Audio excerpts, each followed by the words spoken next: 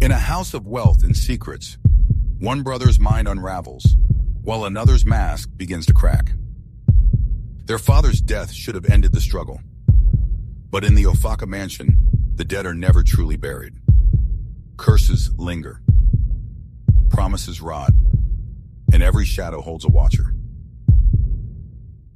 The Ofaka ancestral compound wore grief like a uniform. White canopies quilted the sky, their edges trembling in the dusty Harmattan breeze. Black SUVs lined the driveway, engines ticking as they cooled, windshields dull with dust. Men in starched caftans moved in solemn rhythm, their gold wristwatches catching the sun as they shook hands. Women in shimmering head ties clustered in corners, their perfume mingling with the smell of pepper soup. Traditional drummers sat at the edge of the crowd, testing their drums softly, coaxing out a rhythm that made even sorrow sway. At the center lay the casket, mahogany polished to a mirror, smothered in white lilies. Sir Julius Ofaka was going to earth the way only money could arrange. In elegance, in abundance, in spectacle. Cletus Ofaka stood nearest to it, positioned where every eye could fall on him. His slim-cut black suit hugged his tall frame, his dark glasses shielding a face that had rehearsed sorrow until it looked almost believable. His grip shifted with each condolence firm for politicians, deferential for pastors, familiar for business allies. His smile was never wide, never soft. Calculated grief, measured in handshakes. Behind the family row sat Anesthesia, head wrapped neatly in a modest scarf, posture straight, silent steady. Her eyes traveled the crowd as if mapping allies and threats, though she herself said nothing. Jane Ofaka, the youngest daughter, was inseparable from the casket. Her hands stroked the velvet edges again and again, smoothing fabric that needed no smoothing, as though her father could still feel the folds beneath her palms. And then there was Godwin. He had tried that morning. His shirt had been white, his tie tight, his shoes polished. But grief does not keep shirts tucked. By the time the pastor raised his voice for the closing prayer, Godwin's collar was askew, his tie loose, his hair uncombed by restless fingers. His eyes wandered not to the casket, but to the sky, following something only he could see. The choir's final amen rang, and suddenly a laugh burst out of him, raw, misplaced, ringing under the canopy like a slap. It was not mockery. It was the laugh of a man whose mind had stumbled into a pit no one else could see. Gasps followed, heads turned, murmurs rippled. Grief, a voice whispered. Shame, another replied.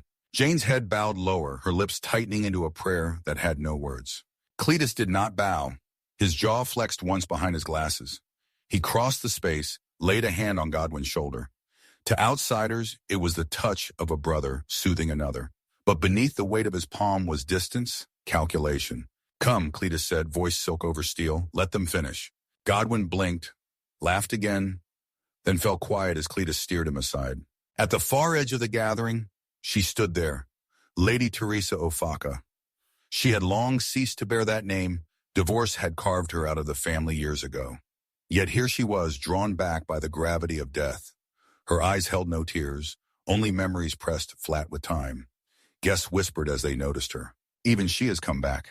Death is a magnet, eh? When the red earth finally swallowed Sir Julius, when the priest scattered the last handful of sand, Godwin was no longer under the canopy. He had wandered to the fringe of the compound, tugging at his cuff as though it were a thorn. Jane followed at once, fear braided with pity, calling his name in hushed urgency. Evening draped itself over the compound like a shawl. Generators coughed to life, their drone mixed with the clink of cutlery as food was served. Grief gave way to chatter in corners. Deals whispered even among the bereaved. By the garden fountain, Godwin stood again, shirt half out, trousers dust-stained. His lips moved ceaselessly, as though rehearsing a dialogue with ghosts. A maid carrying trays passed too near, and when she saw him, her laughter bubbled, careless and bright.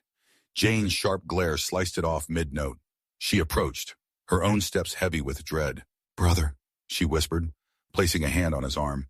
For a fleeting moment his eyes cleared. The madness stilled, the storm broke, and behind it stood Godwin, steady, lucid. "Jane," he said, voice low, deliberate. "Watch Cletus." Her heart stuttered. "What do you mean?" But the clarity was gone as quickly as it came. His gaze slid back to the fountain's rippling water, his lips folding once more into mutters. From the veranda, Cletus leaned against a carved pillar. The generator's light caught on his immaculate cufflinks as he adjusted them, eyes fixed on his brother and sister in the garden. He raised a glass of wine to his lips, slow, deliberate, a king surveying pieces on a board. The burial was over, but the real mourning had just begun. The burial canopy had barely been folded when the Ofaka family shifted their weight back into the city mansion. The ancestral compound emptied of mourners and dust, but the house in Abuja waited like a living thing. High gates clanging shut behind convoys, uniformed guards stiff at their posts, marble floors that devoured footsteps. Inside, the air smelled of polish and imported flowers. Chandeliers hummed faintly. The house rearranged itself to absorb the absence of its patriarch, and in its symmetry, Godwin was the only crooked line.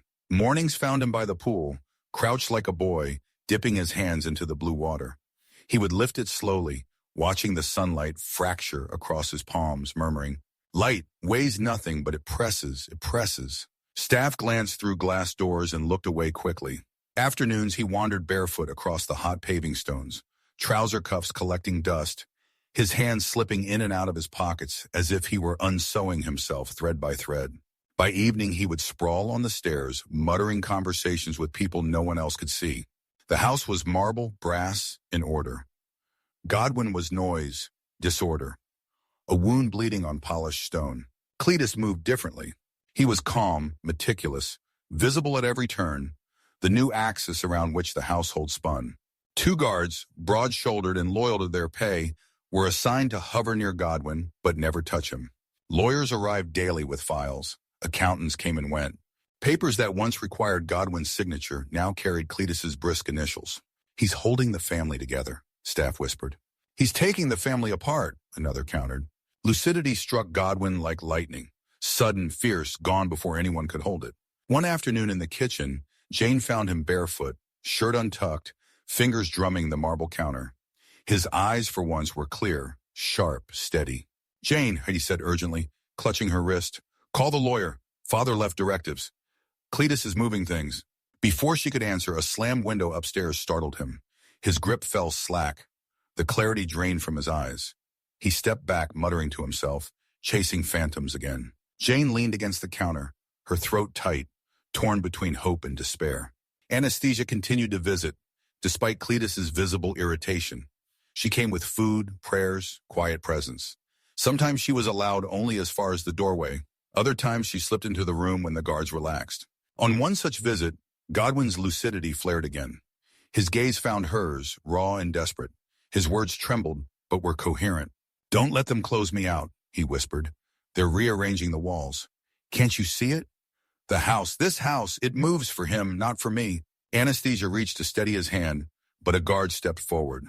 The moment shattered. Godwin recoiled, laughter breaking from him in a jagged burst. Later, Cletus called a quiet meeting in the study. Jane sat stiffly, anesthesia just outside the door. Cletus's voice was calm, even. "If he hurts himself, no woman goes near him. He lashes out. He's dangerous. We'll handle it." Jane's eyes narrowed. "Dangerous to whom, Cletus? To himself or to you?"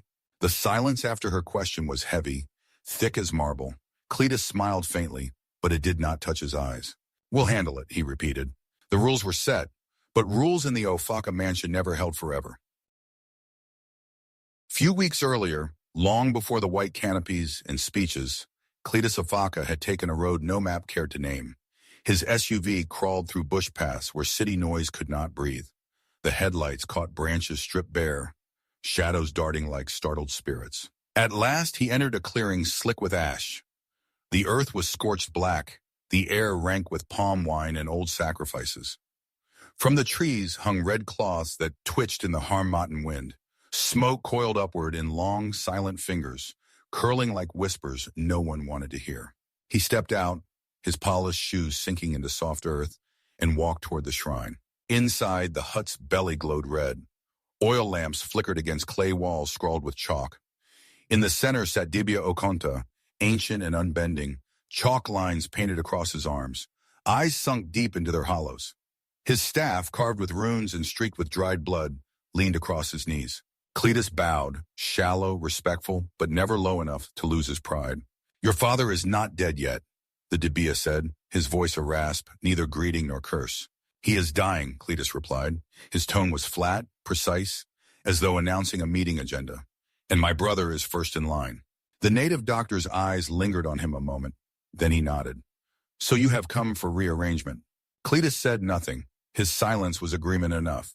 The ritual began. It was not pretty nor kind. Chicken screamed briefly, then silence fell heavy. Blood steamed in a gourd. Bitter herbs were crushed between stones. Names were spoken into leaves that curled in the fire's heat. The native doctor's chant wove through the air like smoke, thick and binding. When it was done, Okanta dipped his thumb into the blood, pressed it hard onto Cletus' forehead. The heat burned into skin, sealing what could not be reversed politely. The native doctor's voice carried no tremor. He will run mad. His mind will vanish and return like bats at dusk. But mark this law. No woman must attend to the blood of his injury inside your father's compound. Never. If she does, his mind will return and yours will go. For the first time, Cletus's calm cracked. His lips parted. His jaw tightened. Inside the compound, he repeated, needing certainty. Inside, the Debia said again, eyes glinting. Beyond those gates, fate belongs to the earth. But within, it is sealed. A silence stretched, broken only by the hiss of herbs in the fire. Cletus exhaled, slow, deliberate, as though reassembling his mask. He reached for the leather pouch at his side, setting down the price no one named aloud. Cowries, wrinkled notes, something heavier wrapped in black cloth. Okanta accepted without looking.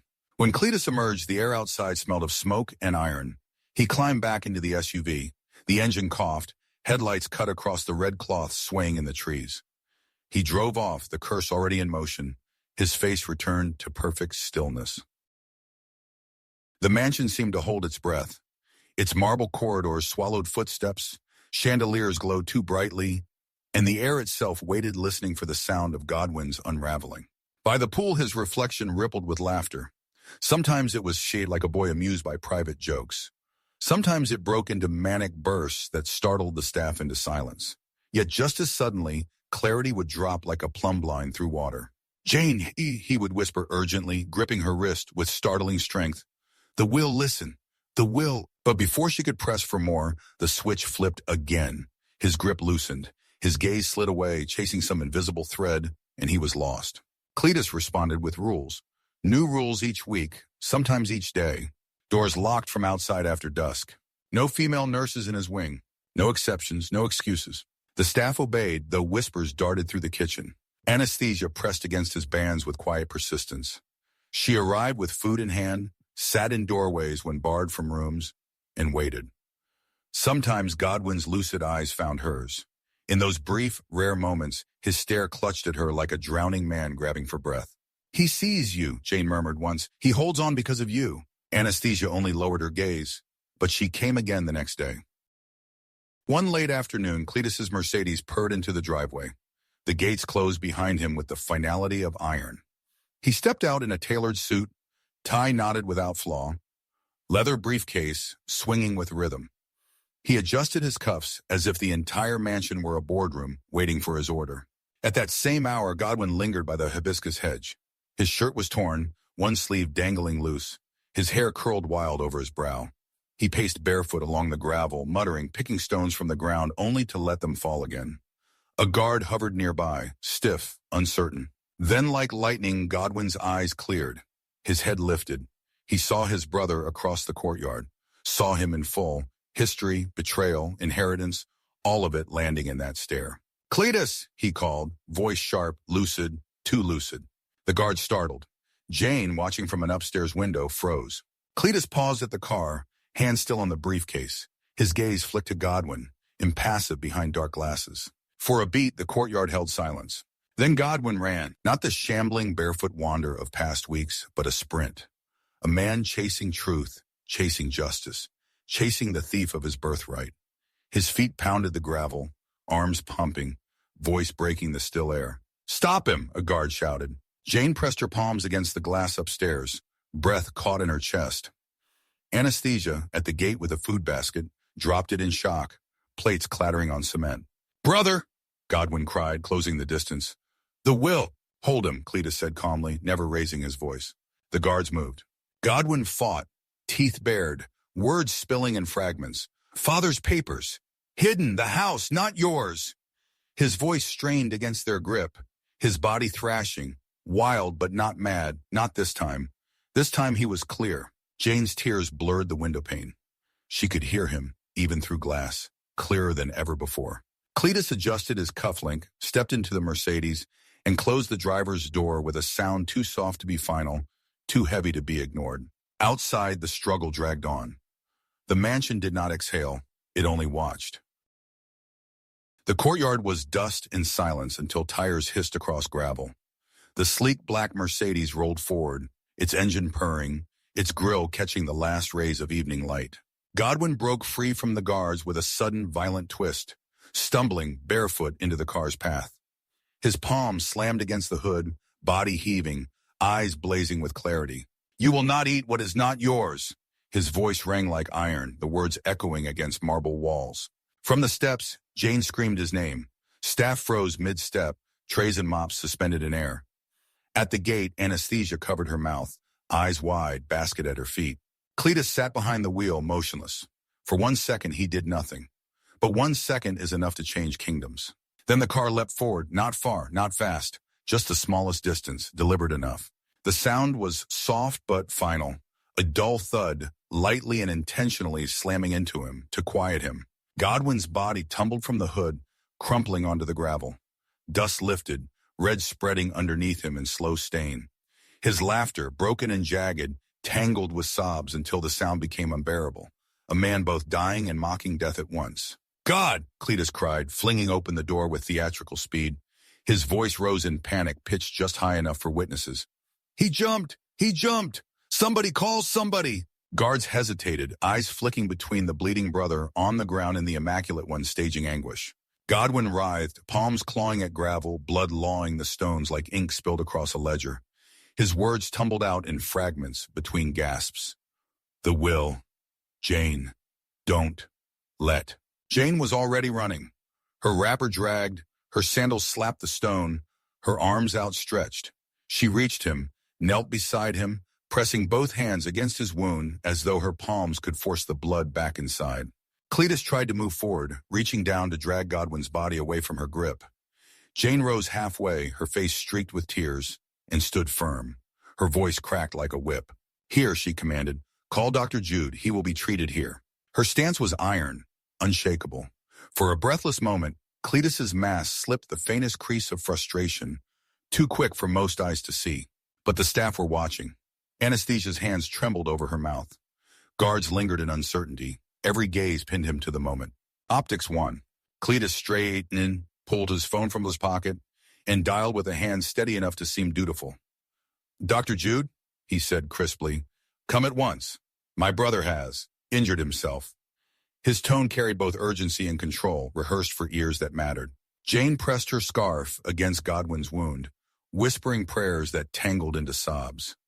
Godwin's eyes fluttered open, wild but lucid, fixing on her with desperate clarity. "Don't. Let him." His lips trembled, his laughter cracked again, rolling into silence. Above them, the mansion watched from its tall windows. Guards shifted uncomfortably, servants whispered in corners, and Anesthesia's knees gave way as she sank onto the ground near the gate, the truth hammering against her chest. Cletus lowered the phone, voice calm again.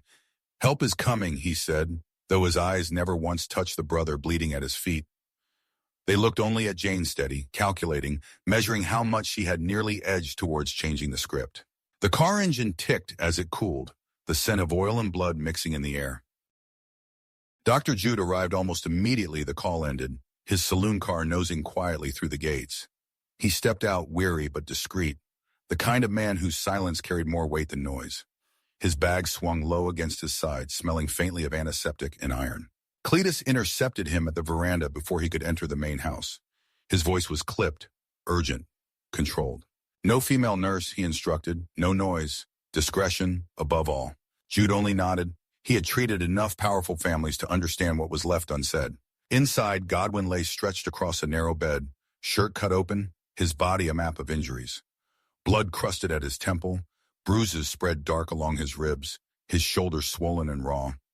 Under the haze of sedation, he hissed, laughed, and sang fragments of hymns, his voice breaking into wild scales that startled even the guards. Jude worked quickly, gloved hands steady. Needle, thread, pressure. The temple first, then the ribs, then the jagged cut along the shoulder. With each stitch, Godwin twitched, muttered, broke into sudden chuckles that made Jane's heart stumble. She pressed herself against the door frame, eyes wide, helpless, the smell of disinfectant already reminding her of burial chambers. When it was over, the doctor stripped his gloves and closed his bag. The room smelled of iodine and sweat. Cletus gestured. A small ground-floor chamber stripped of comfort became Godwin's new prison.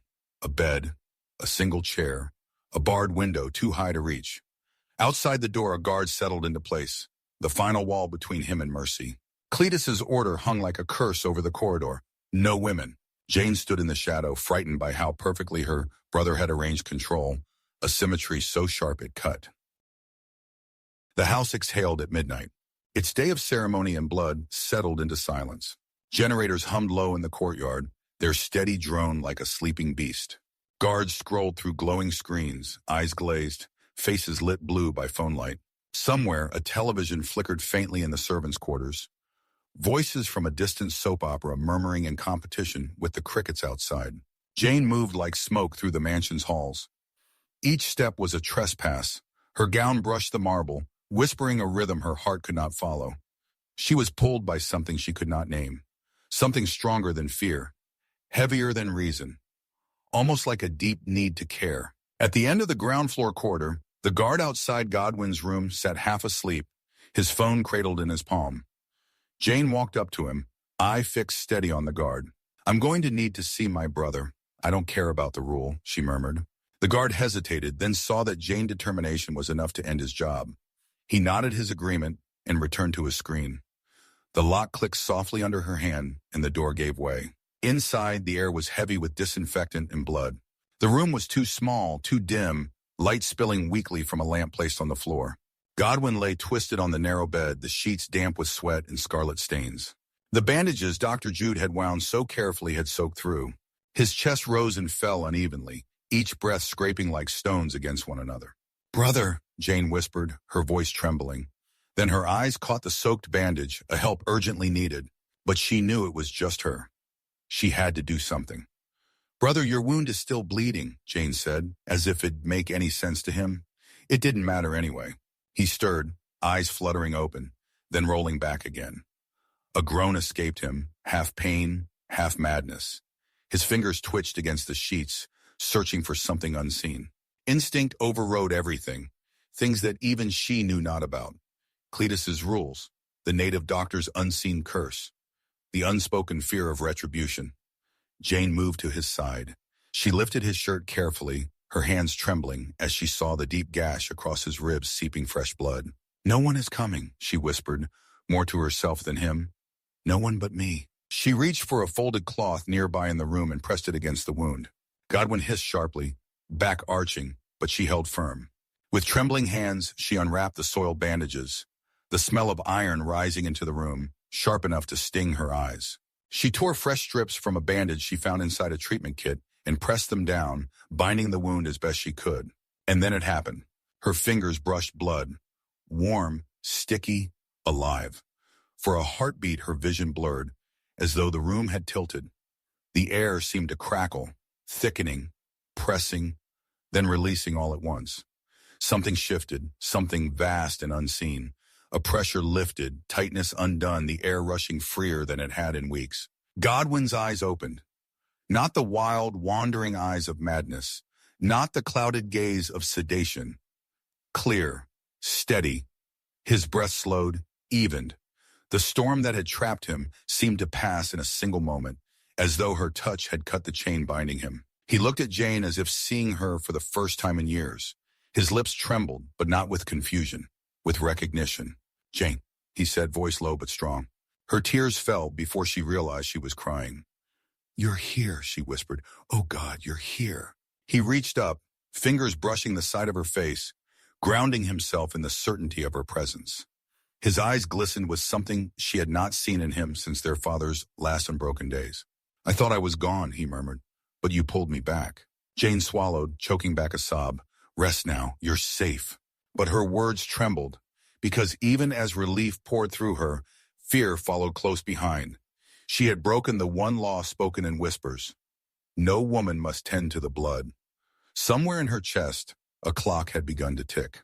Godwin closed his eyes, his breathing even now, the lines of pain easing from his face. His hand still clasped hers, steady, sure, alive. Jane sat by his bedside, cloth stained red in her lap, eyes darting to the door. Outside, the guard coughed and shifted in his chair, oblivious.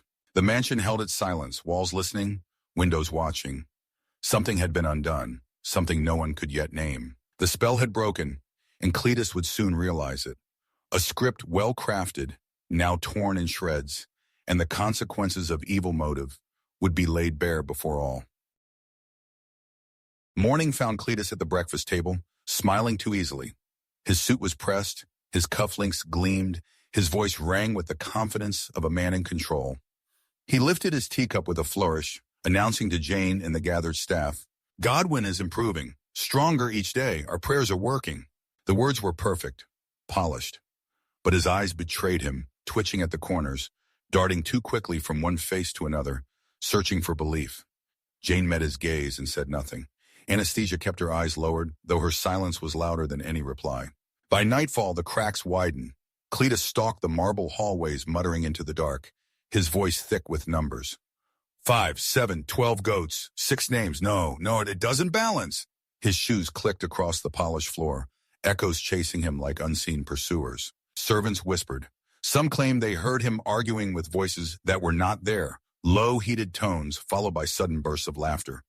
Others swore they found him staring at the mirrors, jabbing a finger at his own reflection as though it were an enemy. 2 days stretched into madness. Sleep brought no rest.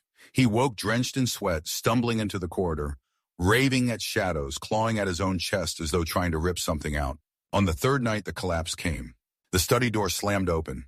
Cletus staggered in, wild-eyed, shirt undone, his briefcase crashing to the floor. Papers spilled, contracts fluttering like panicked birds across the carpet. Staff who had gathered in the hallway pressed forward in alarm, only to be frozen by his outburst.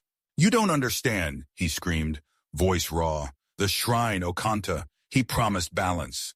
Blood for blood, mind for mind." His hands shook as he clawed at his hair. I paid the price. Why has it turned? Why has it come for me?" The room quivered with his confession.